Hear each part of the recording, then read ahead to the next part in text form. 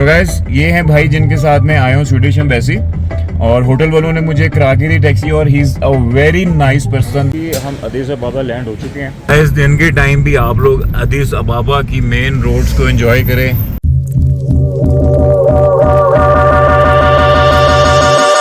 बिस्मिल्लाहिर्रहमानिर्रहीम।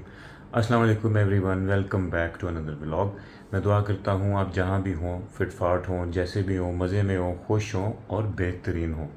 तो गैस जैसा कि आप देख रहे हैं कि ये सामान कुछ पड़ा पैक हुआ है, तो ज़ाहिर है ये एक ट्रैवल व्लॉग होने वाला है।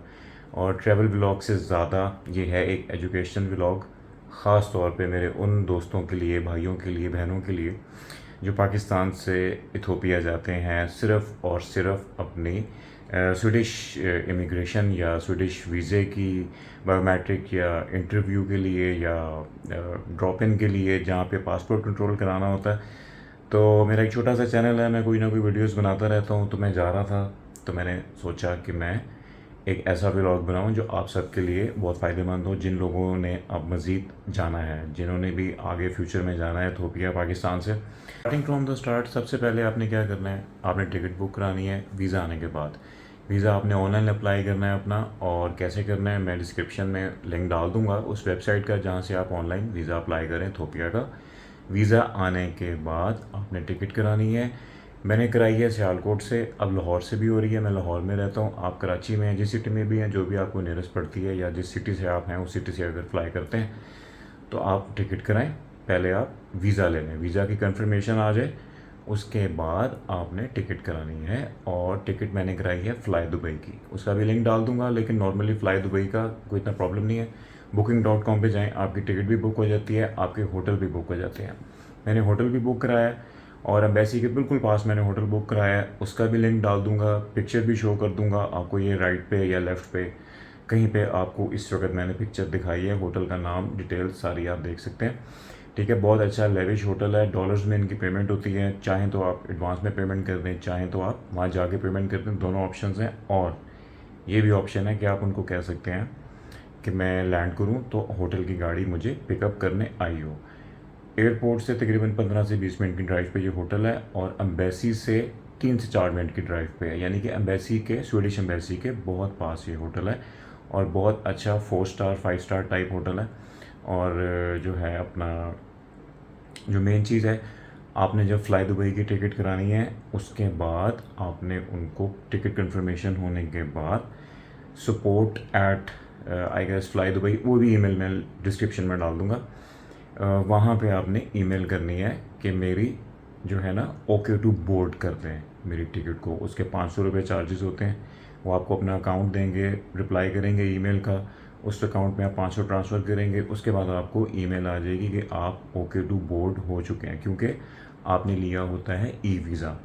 ई वीज़ा के ऊपर फ़्लाई दुबई की शर्त है कि जब भी आप टिकट परचेज़ करें तो उसको ऑनलाइन ही through email okay to board ज़रूर करा लें, वरना आपको मौके पे जाके बहुत परेशानी होती है। ऐसा कुछ दोस्तों के साथ वाक़या हुआ, उन्होंने बताया, इसीलिए मैं आपको एडवांस में बता रहा हूँ। मैंने ओके टू बोर्ड करा ली है, आप भी ओके टू बोर्ड ज़रूर करा लें। ये आप देख सकते हैं मेरी टिकट का प्रिंट आउट है, ये आपने ज़रूर लेना है। ठीक है, और ये आपको मैं दिखाता हूँ। ठीक है जी, ये देखें, ये उनकी ईमेल आ गई, सब कुछ हो गया। Thank you for using Fly Dubai को। Please note that OKTB, okay to board has been updated for below mentioned PNR as per below request. ये मेरा PNR। अच्छा, अब आप आगे चलें तो मैं आपको दिखाता हूँ। खुल जा भाई, ये मैंने उनको पेमेंट की, उसकी स्लिप भी साथ लगी है, ये आपने पूरा इस तरह तैयार कर लेना है। ठीक हो गया जी, ये है मेरा ई वीज़ा इथोपिया का, इसका भी आपने प्रिंट आउट लाजमी अपने पास रखना है, मिस नहीं करना। और ये एक और पेपर है, और ये मेरे होटल की बुकिंग का पेपर है। ठीक है, आप यहाँ पे इसका नाम जो है वो भी देख सकते हैं, मोनार्क होटल, इनका booking.com पे आपको इनकी सारी डिटेल्स मिल जाती हैं। फिर आपने अपनी एक चेक लिस्ट बनानी है जिसमें आपको अपनी ज़रूरी चीज़ें आपने सारी अपडेट करनी। तो आपने इस चीज़ का ज़रूर ध्यान रखना है कि आप अपनी एक चेक लिस्ट बना लें जिसमें आपने जो मेन चीज़ें अपनी ज़रूर पूरी करके रखें, ताकि आपकी कोई भी चीज़ मिस ना हो जाए। जिसमें आपने डॉलर्स अपने यहाँ पाकिस्तान से लेके जाने हैं, डॉलर्स ज़रूर रखें, और एयरपोर्ट पे उतरते ही आप करेंसी एक्सचेंज करा के कुछ करेंसी उनकी ले लें, लेकिन अपने पास डॉलर ज़रूर रखिएगा। पासपोर्ट अपना चेक कर लें, जो भी आपकी ज़रूरी डॉक्यूमेंट्स हैं वो रख लें, कोई मेडिसिन आप लेते हैं तो वो रख लें। आजकल मौसम ठंडा है, मैं पहुंच रहा हूँ वहाँ पे 30 सितंबर को, और मैंने देखा है मौसम वहाँ पे शाम को 12-13 तक होता है, दिन में 20-21 होता है, तो उसके हिसाब से आप कपड़े रखें। बारिश भी है वहाँ पे, तो गर्म कपड़े आप अपने साथ ज़रूर रखें। अगर आप सर्दियों में जा रहे हैं, अगर गर्मियों में जा रहे हैं तो उसके हिसाब से कपड़े रखें। और जो भी आपकी ज़रूरी चीज़ें, अगर आप चाय के शौकीन हैं तो टी बैग्स, और अपना जो क्या कहते हैं एवरीडे के साशे, जो आपका ड्राई मिल्क होता है, साथ शुगर के साशे, ठीक है। अपने मोबाइल चार्जर, पावर बैंक ज़रूर रखें, ठीक है। जो भी खाने पीने की चीज़ें, हल्की फुल्की बिस्किट्स वगैरह हो गए, स्नैक्स हो गए, कोई आपके केक्स हो गए, ड्राई किस्म का आपका फूड होता है, ये अपने साथ आप ज़रूर रखें, क्योंकि वहाँ खाने पीने का थोड़ा प्रॉब्लम है, लेकिन आपको व्लॉग में आगे अपडेट मिलता जाएगा। तो वैसे अब सारा कुछ हो गया, मैंने बस अब इसको सामान को ज़िप अप करना है। अब मैं आपसे मिलूँगा इंशाल्लाह एयरपोर्ट पे, उसके बाद आगे आप व्लॉग देखते हैं। ले जी, हम सियालकोट एयरपोर्ट पहुँच गए हैं, और अब तैयारी है। अभी फ़्लाइट में वैसे 4 घंटे हैं।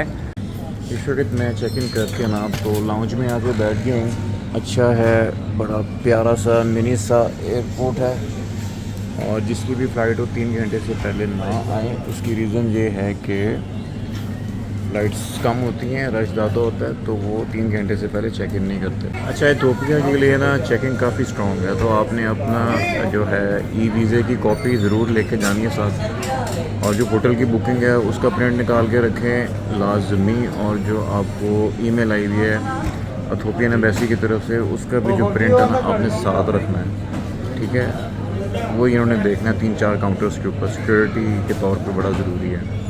तो ये जो भी है, ये अपने 3-4 प्रिंट लाजमी साथ रखिए, होटल की बुकिंग, ई वीज़े का, और अपनी फ़्लाइट की तो आप रखेंगे ही, और साथ में जो आपको ईमेल है जिसमें आपको उन्होंने टाइम दिया अपॉइंटमेंट का या चेक इन का या ड्रॉप इन का, जो भी है लाजमी, इसको नहीं भूलना।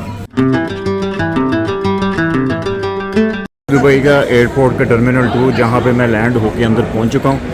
बहुत ही अच्छी खूबसूरत जगह है, यहाँ पे सारी सीटिंग है। इस तरफ आपके शॉप्स हैं, बेकरी शॉप्स हैं, इस तरफ आपका थोड़ा सा आगे KFC है, मैकडॉनल्ड्स है, और बड़ा अच्छा एनवायरनमेंट है। चार्जिंग स्लॉट्स मुझे अभी तक नज़र नहीं आए, ढूंढ रहा हूँ, लेकिन आपको ना बहुत बहुत नस्ल के लोग नज़र आते हैं। जैसे कि मेरा बैग में पड़ा था, पता नहीं पड़ा है कि नहीं, कोई ले तो नहीं गया, नहीं पड़ा हुआ स्टिल अभी तक। इधर KFC है, इधर मैकडॉनल्ड्स है, ठीक है। वो आगे सारी शॉप्स हैं, तो आप यहाँ से अपनी कोई बाइंग शाइंग करना चाहें तो कर सकते हैं।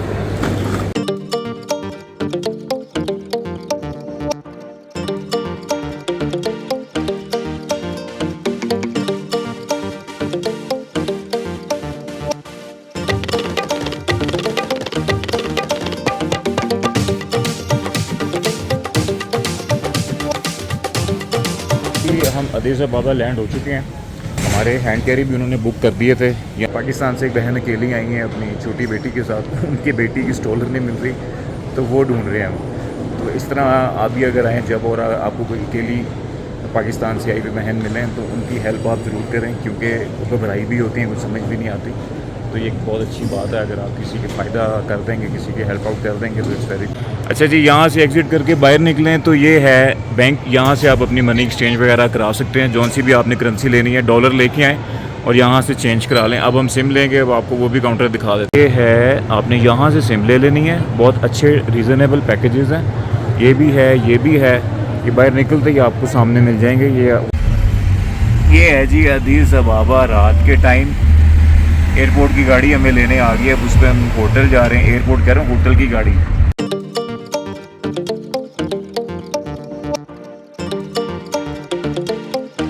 रूम बहुत ही प्यारा है। वॉशरूम से शुरू करते हैं, बड़ा अच्छा वॉशरूम है, मुस्लिम शावर भी है, सबसे बड़ा मसला हल हो गया। फिर आपके पास यहाँ पे एक अलमारी आ जाती है, ये भी बड़ा मसला आपका हल हो गया। और बड़ा अच्छा छोटा सा कंपार्टमेंट है, बेड शेड, ये आगे सोफ़ा है, वहाँ सीट है, उधर आप बैठे हैं, और यहाँ पे बैठ के आप कोई अपना काम करना चाहें, चाय पीना चाहें या एनीथिंग, तो ठीक है, मज़ेदार चीज़ है, गुड है। और तकरीबन ये आप करें तो $50 पर नाइट में आपको ये एक नाइट इस होटल की पड़ती है। तो किसी को 50 में पड़ जाती है, किसी को 60 में, डिपेंड करता है क्या रेट चल रहा है, लेकिन ठीक है, वर्थ इट है। तो ये है जी इस होटल का रूफटॉप रेस्टोरेंट, जो कि बहुत ही लैविश है, लेकिन यहाँ पे आपको फ़िश सैंडविच जो है बेहतर रहेगा या पास्ता वगैरह या पिज़्ज़ा। बाकी चीज़ें मेरा ख्याल है आपके लिए हमारे लिए हलाल नहीं होंगी। मैंने मेन्यू देखा है इनका, तो मैंने फ़िश सैंडविच ऑर्डर किया, तो वो आता है तो वो भी मैं आपको दिखाता हूँ। तो इट्स बेटर कि अगर आप यहाँ आएँ तो आप फ़िश से रिलेटेड चीज़ ही खाएँ। ये है जी इनका फ़िश सैंडविच, देखने में तो बहुत अच्छा लग रहा है। अब इसको खाते हैं तो फिर देखते हैं कैसी फ़ील आती है। तो जी सुबह हो चुकी है 7:30 8:15 की मेरी अपॉइंटमेंट है। मैं रेडी हूँ। रात को ये लॉबी आपको दिखाई थी, दिन में भी आप थोड़ा सा इसको देखें। बहुत ज़बरदस्त होटल है, मैं रिकमेंड करूँगा। स्टाफ भी बहुत अच्छा है। अभी तक मैं जब से एयरपोर्ट से उतरा हूँ और होटल आने तक मुझे जो है ना सब लोग बहुत अच्छे मिले। मुझे अभी तक कोई ऐसा डर या कोई इस तरह की टेंशन फील नहीं हुई, और सारे बहुत कोऑपरेटिव हैं, बहुत अच्छे से मिलते हैं आपके, बहुत अच्छी तरीके से बात करते हैं। तो अभी गाड़ी आती है, उसके साथ एम्बेसी चलते हैं, जो मेन काम है वो करते हैं। और कोशिश करूँगा कि एम्बेसी को भी शूट करूँ वीडियो में, लेकिन मेरा ख्याल है कि वहाँ कैमरा अलाउड नहीं होगा। तो गाइस ये हैं भाई जिनके साथ मैं आया हूँ स्वीडिश एम्बेसी, और होटल वालों ने मुझे करा के दी टैक्सी, और he is a very nice person, a very humble person, he help me a lot. इन्होंने मुझे फेरस ऐप भी करके दिया है, मुझे ये एम्बेसी भी लेके आए हैं, और I will definitely be in touch with this guy. What's your name? Good name? Gabriel. He is such a nice guy. तो घबराने की ज़रूरत नहीं है आपको, यहाँ पे कोई ऐसी टेंशन वाली बात नहीं। जैसे इनड्राइव और आप यंगो यूज़ करते हैं, वहाँ पे यहाँ पे एक फेरिस ऐप है, वो भी मैं आपको शो करा दूंगा, वो आप करें। वैसी मोनार्क से मुझे सिर्फ 2 मिनट लगे, मैक्सिमम 3, और ये मुझे लेके आए हैं, और इन्होंने मुझे हेल्प आउट किया है कि दोबारा वापस जाने के लिए आप ऐप से कर सकते हैं। बिल्कुल एम्बेसी के सामने कैफ़े है, ये इसकी आउटर सीटिंग है। अंदर आ जाएं तो अंदर भी ऐसी सीटिंग है, ठीक है, बैठने के लिए ठीक है। तो कुछ खाना पीना पड़ेगा, मजबूरी बन गई है, देखते हैं। हाँ जी, तो मैं एम्बेसी से आया हूँ, इंटरव्यू हो गया है। तो सीन ये है कि भाई अगर आपने वर्क परमिट अप्लाई किया ना, तो कुछ चीज़ें मैं आपको बता दूँ जो उन्होंने बहुत ज़ोर देना है, आपको बार बार पूछनी है। नंबर 1 कि आपको जॉब का कैसा पता चला। आपका जो भी रीज़न है आपका स्ट्रांग होना चाहिए, और उसकी वर्किंग आपकी बैक एंड पे स्ट्रांग होनी चाहिए। उनको रीज़न वेरीफाई और आइडेंटिफाई कराने के लिए बहुत डीप एंड डाउन जाके पूछते हैं। सेकेंडली कि आप क्यों जाना चाहते हैं, स्वीडन ही क्यों जाना चाहते हैं, ये वो आपसे पूछेंगे, ठीक है। अगर बंदा अच्छा हुआ या बंदी अच्छी हुई, जो केस ऑफिसर या सामने जो भी एम्बेसी में बैठा होगा फ्रेंडली हुई, तो आपकी गुड लक है। ना हुआ तो कुछ कह नहीं सकते। मेरा तो बंदी थी, बहुत फ्रेंडली थी, बहुत नाइस थी। इंटरव्यू भी अच्छा हुआ। क्या होता है केस का जो भी आता है फैसला, वो बल्ला बेहतर जाने। अगर आप स्पाउस पे हैं तो उसका मुझे इतना एक्सपीरियंस नहीं है, लेकिन एक मुलाकात हुई मेरी, एक खातून थी, वो मैं करके अपना फ्री होके बैठी हुई थी, तो वही बता रही थी कि मुझसे भी उन्होंने पूछा कि आपका क्या मतलब हस्बैंड वहाँ पे हैं, और आपका यहाँ सोर्स ऑफ इनकम क्या है, आप क्यों जाना चाहते हो, वहाँ क्या करोगे, वहाँ पे आपकी मसरूफियात क्या होंगी, फ्यूचर प्लान्स क्या हैं। इसी तरह वर्क परमिट वालों के ऊपर बहुत ज़्यादा जोर इस चीज़ का उन्होंने सवालों में डालते हैं कि भाई आप जाना क्यों चाहते हो, और जॉब का कैसे पता चला। फिर आपके कॉन्ट्रैक्ट्स देखते हैं सारे। अच्छा, फिर पूछेंगे कि कितने घंटे आपने वहाँ काम करना है, आपको पता होना चाहिए, ठीक है। आपने रहना कहाँ है, उसका कॉन्ट्रैक्ट आपके पास होना चाहिए कि जी ये मेरा कॉन्ट्रैक्ट है, ये मेरा वहाँ पे हो गया हुआ है। इस पर बेड़ा जोर डाला उन्होंने। मेरे पास था कॉन्ट्रैक्ट, शुक्र अल्हम्दुलिल्लाह मैं बच गया हूँ, वरना उसने मुझे बताया कि लोगों के पास कॉन्ट्रैक्ट नहीं होते, वहाँ से रिजेक्शंस के प्रॉब्लम हो जाते। फिर उन्होंने आपसे ये पूछना है, और उन्होंने आपसे क्या पूछना है, और उन्होंने ये पूछना है, एक सवाल के ऊपर उनका जोर होगा, घुमा घुमा के पूछेंगे कि जॉब कैसे अप्लाई की, पता कैसे चला, और जो है ना अपना ओनर के साथ कोई रिलेशन तो नहीं है, ओनर को कैसे जानते हो, उसको जानते हो। फिर आप जिस बेस पे जा रहे हो, आपने वर्क परमिट अप्लाई किया, जाहिर है किसी बेस पे किया होगा। यहाँ से पिछली पाकिस्तान से आप जा रहे हो, तो पूछेंगे वहाँ पे आप इस इंडस्ट्री में कब से काम कर रहे हो। जैसे कोई भी इंडस्ट्री ले लो जिस पे भी आपने अप्लाई किया है, उसके पास आपकी बैकग्राउंड में कोई हिस्ट्री होनी चाहिए। अगर नहीं भी है तो आप क्रिएट कर लो, ठीक है। और वो एक ही होनी चाहिए, उसके ऊपर आपको स्टिक रहना, उसमें चेंजिंग नहीं आनी चाहिए, ठीक है। तो ये करते करते करते वो घुमा फिरा के फिर घूम के उधर ही आते हैं कि अच्छा आपको इस तरह पता चला, इसमें और तो कोई रीज़न नहीं था, ठीक है, कि जॉब कैसे पता चली, और मतलब इस तरह के सवाल करेंगे, खींचेंगे काफ़ी ज़्यादा। तो कोशिश करें अपनी आप वर्किंग बैकएंड पे पूरी करके जाएं। आपकी सैलरी कितनी है, कितनी लगी है, टैक्स के साथ और टैक्स के बगैर, ये भी आपको पता होना चाहिए, ठीक है। फिर आपके पास ना पावर ऑफ अटर्नी, जो स्वीडन में जिसको आपने कार्ड रिसीव करवाना ना, उसका भी वो पूछते हैं कि ये अगर आप ओनर जिसने आपको जॉब दी है उसके घर का एड्रेस दे रहे हैं फिर तो नहीं पूछेंगे, जस्ट एक दफ़ा वो देख के पूछ लेंगे। अगर किसी और का एड्रेस है उस पर पूछेंगे कि भाई इसको कैसे जानते हो। तो मुझसे पूछा मैंने, जिनके घर एक कार्ड भेजना है वो कोई और थे। मैंने कहा जी मुझे नहीं पता, मुझे तो ओनर ने ही ये एड्रेस दिया कि इस पर भेज दो, बाकी मैं देख लूँगा। तो द थिंग इज़ कि आपने इन चीज़ों का बहुत बहुत ज़्यादा ख्याल रखना है। गाइस दिन के टाइम भी आप लोग अदीस अबाबा की मेन रोड्स को एंजॉय करें। बहुत खूबसूरत, जबरदस्त, साफ सुथरा शहर है। I have 3 friends now in Ethiopia. Yeah. Gabriel, Yeah. Abarra, Uh-huh. and Malut. Malat? Malut, yes, Malut. Malut. Yes.